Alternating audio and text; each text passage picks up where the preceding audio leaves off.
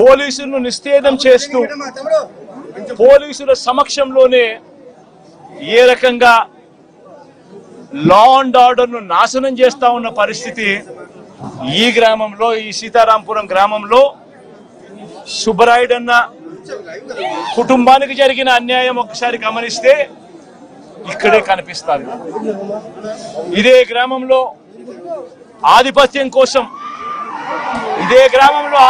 కోసం బూతుల్లో ఏజెంట్ల కింద కూర్చున్న వాళ్ళు, సుబ్బరాయుడన్న కుటుంబం బూతుల్లో ఏజెంట్ల కింద కూర్చున్నారని ఇదే గ్రామంలో అదే రోజు సుబ్బరాయుడన్న ఒక్క కుటుంబమే కాకుండా మిగిలిన 3 కుటుంబాలు కూడా బూతుల్లో ఏజెంట్ల కింద కూర్చున్నారని చెప్పి పెద్దిరెడ్డి కుటుంబం, నాగశేఖర్ వాళ్ళ ఫ్యామిలీ, పల్లం శేఖరు, పెద్దిరెడ్డి కుటుంబం సభ్యులు,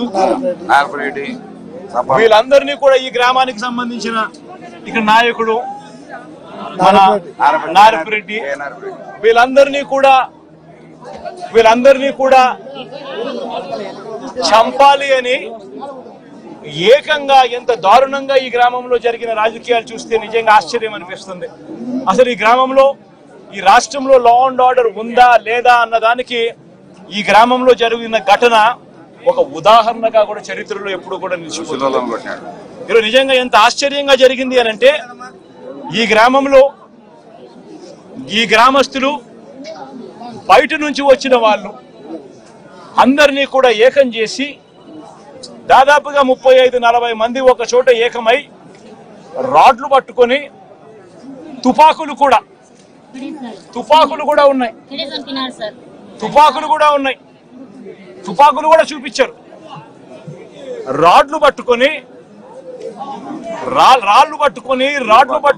కర్రలు పట్టుకొని కత్తులు పట్టుకొని వాళ్ళ గ్రామానికి వాళ్ళంతా కూడా ఇక్కడ చేయడానికి, స్వైర విహారం చేయడానికి అందరూ కూడా ఏకమవుతా ఉంటే, ఇదే గ్రామంలో నివాసం అంటా ఉన్న నారపురెడ్డి ఎస్ఐకి ఫోన్ చేసింది 9:30 గంటలకు ఫోన్ చేశాడు. 9:30కు ఫోన్ చేసి గ్రామంలో వాతావరణం సరిగ్గా లేదు, బయట నుంచి కూడా వ్యక్తులు వచ్చారు, వీళ్ళందరి చేతుల్లో రాడ్లు కనిపిస్తా ఉన్నాయి, కత్తులు కనిపిస్తా ఉన్నాయి, వీళ్ళ చేతుల్లో తుపాకులు కూడా ఉన్నాయి, గ్రామంలో వాతావరణం సరిగ్గా లేదు, దయచేసి గ్రామాన్ని ఏదో జరిగే కార్యక్రమం జరగబోతా ఉన్నట్టుగా అనిపిస్తా ఉంది, దయచేసి పోలీసులు రండి అని చెప్పి నారపురెడ్డి రాత్రి 9:30 గంటలకు ఎస్ఐకు తాను ఫోన్ చేస్తే ఎస్ఐ ఆ తర్వాత కొద్దిసేపటికి ఎస్ఐ రావడం జరిగింది. ఎస్ఐతో పాటు 2 కానిస్టేబుల్లు వచ్చి గ్రామానికి వచ్చి గ్రామంలో ఉన్న పరిస్థితులన్నీ కూడా చూసి ఎస్ఐ సిఐకి ఫోన్ చేయడము, డిఎస్పీలకు ఫోన్లు చేయడము వీళ్ళ కళ్ళ ముందనే కనిపిస్తా ఉంది. చేస్తా ఉన్నాడు కానీ ఎవడు ఫోర్స్ పంపించడు, మనుషులు కనిపిస్తా ఉన్నారు కానీ అక్కడే కానీ ఎవడు కూడా ఆపే కార్యక్రమం చేయరు. చేతుల్లో రాడ్లు కనిపిస్తా ఉన్నాయి, చేతుల్లో కత్తులు కనిపిస్తా ఉన్నాయి, మనుషులు తిరుగుతా ఉన్నారు, మనుషులు ఏదో ఘటన జరగబోతా ఉందని తెలుస్తా ఉంది, అయినా కూడా ఎస్ఐ ప్రేక్షక పాత్రే పోషిస్తాడు.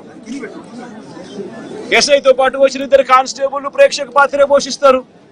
ఎస్ఐ సిఐకి ఫోన్ చేస్తా ఉన్నట్టుగా, డిఎస్పీకి ఫోన్ చేస్తా ఉన్నట్టుగా, మిగతా వాళ్ళకి ఫోన్ చేస్తా ఉన్నట్టుగా వీళ్ళకు గ్రామంలో కనిపిస్తా ఉంది కానీ ఏ ఒక్కరూ కూడా రారు, పోలీసులు అదనపు బలగాలు రావు.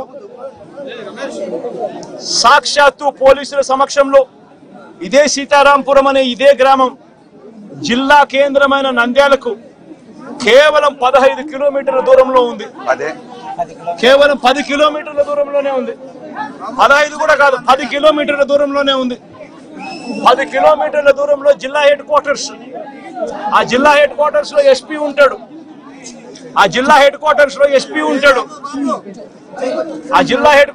ఎస్పీ ఉంటాడు, ఇక్కడ నుంచి కేవలం